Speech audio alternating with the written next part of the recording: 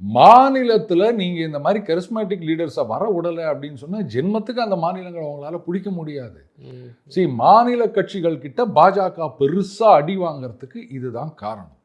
மாறி மாறி மாறி போட்டு ஒன்று இந்த மாநில தலைவர்கள், அதுவும் பெருசாக மாநில கட்சிகள்னால் அது ஒரு வாரிசு அரசியலாக இருக்கலாம், இல்லை திருப்பி இப்போ உத்தரப்பிரதேசம், தமிழ்நாடு, இந்த தெலுங்கானா, இப்படி எல்லாமே வாரிசு அரசியல் தான் நம்ம பார்த்துட்ருக்கோம். இருந்துட்டு போட்டோம்.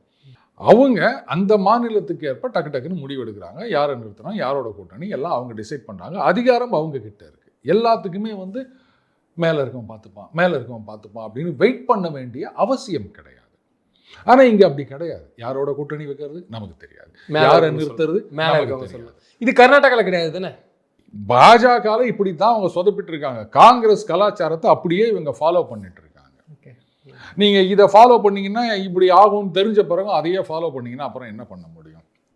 தனி மனித வழிபாடு, தூக்கி புடலங்காய் தூக்கி குப்பையில் போடுங்க, இதே கோஷத்தை எத்தனை நாள் சொல்லிட்டு இருக்க போகிறீங்க? ஆப்கி பார் மோடி சர்க்கார் தான் சொல்கிறீங்களே தவிர ஆப்கி பார் பாஜக சர்க்கார்னு நீங்கள் சொல்ல மாட்டேங்கிறீங்க. அப்போ அதுக்கு என்ன பேர்? உடனே ஒரு கும்பல் மோடியோட நீங்கள் கம்பேர் பண்ணுறீங்களா அப்படின்னு.